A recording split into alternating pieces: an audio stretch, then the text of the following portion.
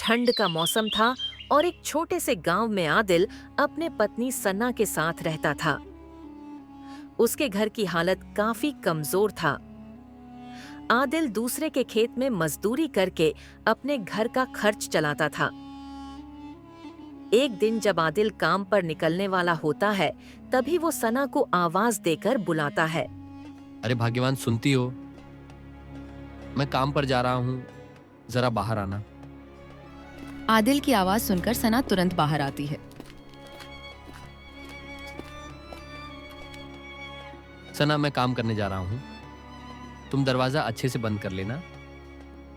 बाहर कड़ाके की ठंड है, तुम्हारे पास एक भी गर्म कपड़ा नहीं है, कहीं तुम्हें ठंड न लग जाए। गरीबी इतनी बढ़ गई है कि मैं तुम्हारे लिए ढंग का कपड़ा भी नहीं ला पाता।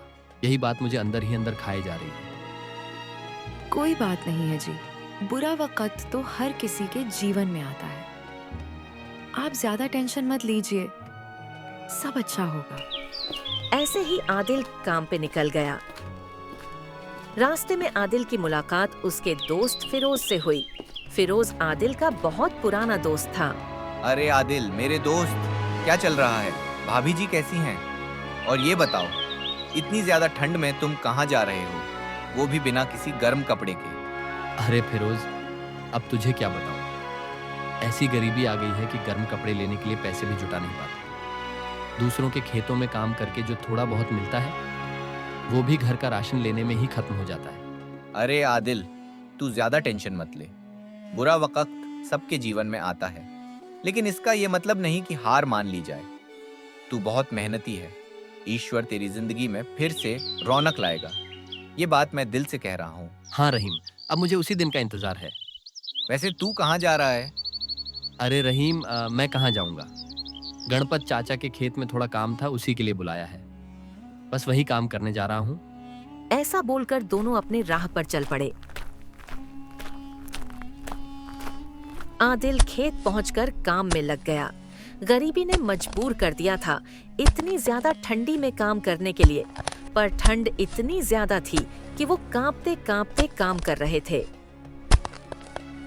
ठंड तो काफी बढ़ रही है, अगर ऐसे ही ठंड बढ़ती रही तो मैं तो बीमार पड़ जाऊंगा, और अगर मैं बीमार हो गया तो घर कैसे चलेगा। ऐसे ही खुद से बातें करते करते आदिल फिर से काम पे लग गया। उसने ठंडी की परवाह किए बिना जल्दी से अपना काम खत्म किया, और जैसे काम खत्म हुआ वो तुरंत घर की ओर निकल गया।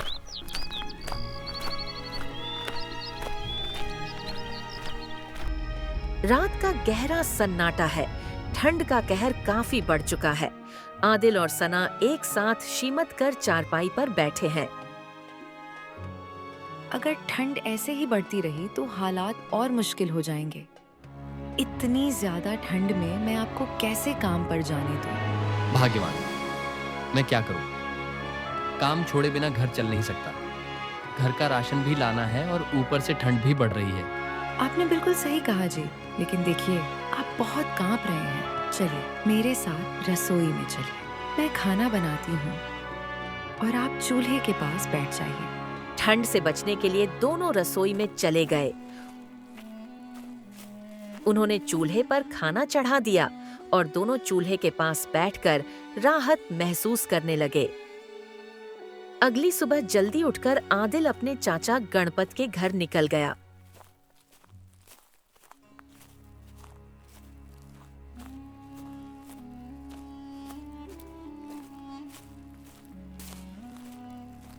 नमस्ते चाचा, आपने मुझे बुलाया था?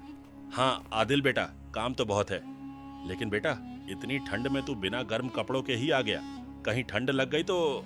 गणपत चाचा की बात सुनकर आदिल ने दुख भरी निगाहों से देखा और बोला, गणपत चाचा, अब मैं अपने दुख के बारे में क्या बताऊं? गरीबी ने हमें चारों तरफ से घेर लिया है। आदिल की बात सुनकर गणपत चाचा का दिल पिघल गया। बेटा आदिल, तेरी बात सुनकर बहुत दुख हुआ। मैं तेरी सारी परेशानियां तो दूर नहीं कर सकता, लेकिन इतना जरूर करूंगा कि आज जो काम तू करेगा उसकी मजदूरी से अपने और अपनी भाग्यवान के लिए गर्म कपड़े ले जाना। गणपत चाचा की बात सुनकर आदिल के चेहरे पे खुशी आ गई। कुछ ही देर बाद आदिल अपने घर लौट रहा था। तभी उसे रास्ते में मिलावट सिंह मिल गया, जिसके दुकान पर आदिल का उधारी था। अरे आदिल, अच्छा हुआ तू यहीं मिल गया। मैं तो तेरे घर ही जा रहा था। बता, तेरी उधारी का क्या हुआ? मिलावट सिंह जी, मुझे माफ कर दीजिए। ठंड इतनी बढ़ गई है कि मैं ज्यादा काम भी नहीं कर पा रहा। कृपया करके मुझे कुछ दिन का वक्त दे दीजिए। ए आदिल, ये दुख भरी कहानी किसी और को सुनाना। तेरे पास पैसे होते हुए भी तू इधर उधर की बातें बना रहा है। मिलावट सिंह की कड़वी बातें सुनकर आदिल का दिल दुखी हो गया और आदिल को पैसे देने पड़े। उसके बाद मिलावट सिंह पैसे लेकर चला जाता है और आदिल देखता रहता है। रात का सन्नाटा छाया हुआ है। आदिल चुपचाप चारपाई पे बैठा सोच रहे थे। साथ में सना भी बैठी थी। ए जी, आप किस सोच में डूबे हुए हैं? भाग्यवान। अब तुम्हें क्या बताऊं? सुबह जब मैं गणपत चाचा के घर काम करने गया था तो उन्होंने हमारे हालात सुनकर दया की। उन्होंने मुझे राशन भी दिया और काम के पैसे भी अलग से दिए ताकि हम गर्म कपड़े ले सकें। लेकिन रास्ते में मेरी मुलाकात मिलावट सिंह जी से हो गई। उनकी दुकान के पैसे बाकी थे और जिस तरह उन्होंने बातें की, मुझे मजबूरन उन्हें पैसे देने पड़े। अरे जी, आप इतना परेशान क्यों होते हैं? उधारी थी तो एक ना एक दिन चुकानी ही थी। अच्छा हुआ उधारी चुक गई। दोनों रसोई में जाके चूल्हे के पास बैठ जाते हैं।